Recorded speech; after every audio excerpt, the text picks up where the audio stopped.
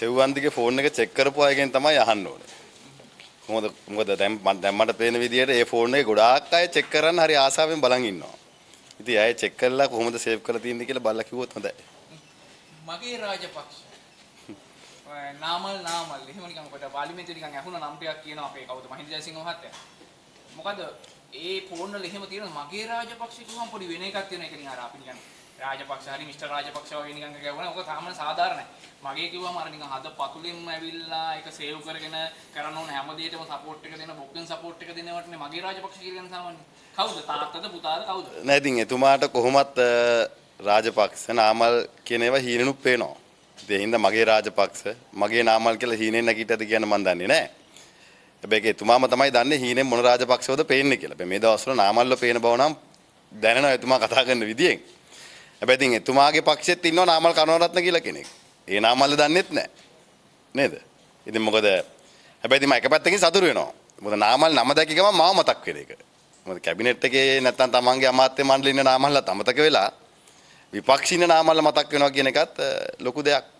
සහිතින් ඔය මගේ පණ මගේ ආදරේ මගේ කියලා සාමාන්‍යයෙන් ඉතින් ඔය ගෑල් ළමයි පිරිමි ළමයි මල් කඩන කාලේ නැත්නම් අපේ භාෂාවෙන් මල් කඩනවා කියලා පෙම්බඳින කාලේ තමයි සේව් කරලා තියෙන්නේ. ඉතින් එහෙම නම්බරයක් එයා දැක්කත් දන්නෙත් නෑ.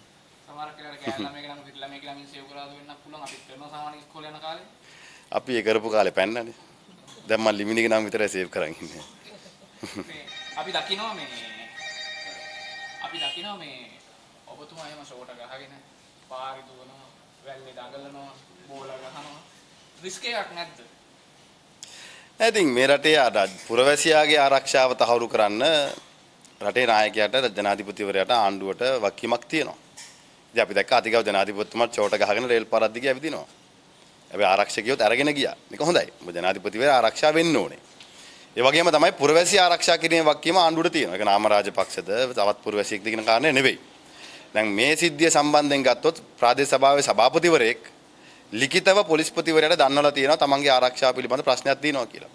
ඔහුට විරුද්ධව නඩු තියනවද නැද්ද කියන කාරණේ නෙවෙයි. එහෙනම් ඉතින් ওই සංවිධානාත්මක අපරාධකරුවන් කියන පුද්ගලයන්ට පාරවල් වහලා දැඩි ආරක්ෂාව දීලා එකගෙන යන්නේ. ඒ උන්ගේ ජීවිතය ආරක්ෂා කරන ආණ්ඩුවට වගකීමක් තියෙන නිසා.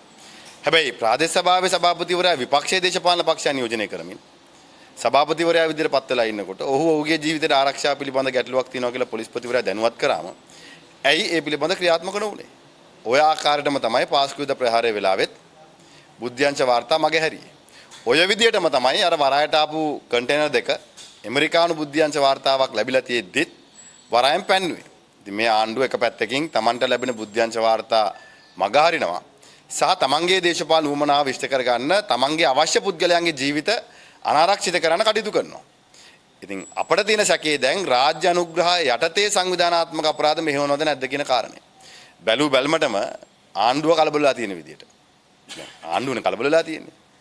නැත්තම් ඩෑන් ප්‍රේසාද් ඝාතනයට ලක් වෙච්ච වෙලාවේ මරණ වාර්තා වෙන්න කලින් විශේෂ අමාත්‍යවරයා ඇවිල්ලා කියන්නේ නෑනේ මේ වෙනත් කාරණයක්. ඔහු කන්ටේනර් 323 පිළිබඳව පොලිසිය පැමිණිලා දාපු පළවෙනි කෙනා. බෙව් ඝාතනයට ලක් වුණා.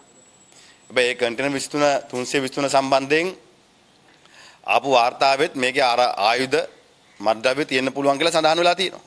හැබැයි ඒ පිළිබඳව පැමිණිලා දාපු පළවෙනි පුද්ගලයා ඝාතනය කරා. ඒ වෙලාවේ අමාත්‍යවරයා ඇවිල්ලා ඔය වගේම කතාවක් තමයි කිව්වේ. දැන් ප්‍රාදේශ සභාවේ සභාපතිවරයෙක් මහජන දිනේ වෙලාවේ මේ මිනිස්සු හම්බෙලා තමන්ගේ බල ප්‍රදේශයේ ඉන්න අයට උදව් කරන්න වාඩි වෙලා කටයුතු නිලධාරීන් එක්ක කටයුතු කරන වෙලාවේ සභාව අස්සට ඇවිල්ලා වෙඩි තියලනවා. ඒ වෙලාවෙත් කොහොමද තුවක්කුවක් අරන් ආවේ? කොහොමද මේ සිද්ධිය සැලසුම් කරේ? සභාවට පොලිස් ආරක්ෂාව දීලා තිබ්බද? ප්‍රාදේශ සභාවේ ආරක්ෂාවක් තිබ්බද? මේ කාරණා හොයන්න කලින් විශේෂ බාර ඇමතිවරයා කලබල වෙලා මේක සංවිධානාත්මක අපරාධ කණ්ඩායමේ ක්‍රියාකාරකයක් කියලා ක්‍රියාදාමයක් කියලා ඒක වෙන පැත්තක ලව් කරන්න උත්සාහ කරනවා. ඉතින් මේකේ බැලූ බැල්මට ආණ්ඩුව විසින් පෝෂණය වෙන ආණ්ඩුව විසින් මෙහෙවන ආණ්ඩුව විසින් ආරක්ෂා කරන වගේම ආණ්ඩුවේ දේශපාලන රැකවරණය ගන්න පොලිසිය ඉන්න නිලධාරීන් වගේම සංවිධානාත්මක අපරාධ කරුවොත් ඉන්නවද නැද්ද කියන සැකේ පහළ වෙනවා. මම ඊයේ පෙරේද කීප දෙනෙක්ගෙන් මේක ඇහුවා. ඔබතුමා සාමාන්‍ය මම උනොස් කියලා මම කියනවා. ඔබතුමා කරන්න ඕන කුළු බිස්නස් උත් කළා. කරන්න ඕන ජඩ වැඩ ගම් සියල්ලමත් කළා මර වැඩ සේරම කළා. අවසාන මොහොතේ මට ආරක්ෂාව දෙන්න කියන එක සාධාරණයිද රජෙන් මට පොලිස් ආරක්ෂාව දෙන්න කියන එක සාධාරණයිද? ඒ ඔය කියන කිසිම පුද්ගලයෙක් අධිකරණයේ වරදකරු වෙලා නැහැ. ඔහුට යම් දඩුවමක් ලැබිලා තියෙනවා නම් අත්හිටු සිර දඬුවමක් ඒ සිර දඬුවම උඩ ලැබිලා තියෙනවා. හැබැයි අනිත් චෝදනා උඩ එල්ල වෙලා තියෙනවා. ඉතින් අධිකරණයේ තුලින් වරදකරු වෙලා නැහැ. ඔය තර්කෙම එහෙනම් අනිත් සංවිධානාත්මක අපරාධකරුවන්ටත් ලැබෙන්න ඕනේ. දැන් ඔය කියන විදියට දැන් මේ ආණ්ඩුව කියන විදියට මේ පුද්ගලයා සතුව රහස්‍ය තොරතුරු තියෙනවා නම් ඔහු සංවිධානාත්මක අපරාධකරුවෙක් නම් ඔය කියන විදියට ඔහු දේශපාලන රැකවරණය ගත්තු කෙනෙක් නම් ඔහුගේ ජීවිතය ආරක්ෂා කරලා ඔහුගෙන් තොරතුරු ලබා ගැනීමට ආණ්ඩුවට වගකීමක් තිබ්බා.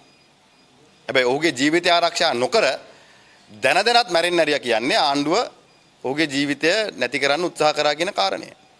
එහෙම නැත්නම් මේ වගකියුතු ආණ්ඩුවක් නම් මේ වගකියුතු ආණ්ඩුවට ඔතරම් තොරතුරු තිබ්බනම් මොහු සංවිධානාත්මක අපරාධ කල්ලියකට සම්බන්ධයි කියලා ආණ්ඩුවට කරන්න තිබ්බේ ඔහුගේ ජීවිතය ආරක්ෂා කරලා ඔහු දන්න තොරතුරු ටික ගන්න එක. ඉතින් ඔහු දන්න තොරතුරු ටික වැළලී යන්න උත්සාහ කරේ ඔහු මොන ආණ්ඩුව මොන පක්ෂයකද සම්බන්ධය එම සම්බන්ධ නම් කාද්දක සම්බන්ධ කියන ප්‍රශ්නෙත් තියෙනවා. දැන් මේ සජිවේ UMP එක ගමනක යනවා. වොහොට්ටුව එහෙම එකක් පේන්නේ නැහැ. ඔය කියන අපි පෞගිය කාලේ එකතු වෙලා කරන එක සමහරට සිහින දකින්න වෙන්න පුළුවන්. එක්කෝ මේක දැන් අපි පොඩ්ඩක් මේක ෆෝම් වෙලා එනවා පොඩ්ඩක් ඉන්න ඒ වගේ අදහසින්ද කියන්නේ. අර එකතු වීම ඔබතුමාලට බලපෑමක් නැද්ද මේ බැලුවහම? කිසිම බලපෑමක් නැහැ. ඉතින් මම එදත් විශ්වාස කරපු දෙයක් තමයි මම ගිය ජනාධිපතිවරණේ රනිල් වික්‍රමසිංහ ජනාධිපතිවරයාටත් හිටපු සජිත් ප්‍රේමදාස එදා හිටපු අපේක්ෂකතුමාටත් සඳහන් කරේ දෙන්න එකතු වෙන්න ඕනේ කියන කාරණේ. ඉතින් මම අදත් විශ්වාස කරනවා දෙන්න එකතු වෙන්න ඕනේ. යාළ වෙන දේශපාලන බලවේගයක් අපි වෙන දේශපාලන බලවේගයක්.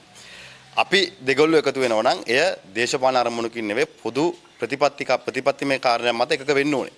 හැබැයි එක්සත් ජාතික පක්ෂයටයි සංවිධාන බලවේගයටයි දේශපාලන කාරණයක් මත එකතු වෙන්න පුළුවන්. ඉතින් මම හිතනවා එයා එකතු වීම රටේ දේශපාලනයට හොඳයි. ඉතින් එහෙම එකතු වුණා කියලා අපිට කිසිම ප්‍රශ්නයක් නැහැ. මොකද අපේ දේශපාලනය අපි රටේ ජනතාව එක්ක අපේ ප්‍රතිපත්ති විශ්වාස කරන අයත් එක්ක අපි අපේ ගමන යනවා.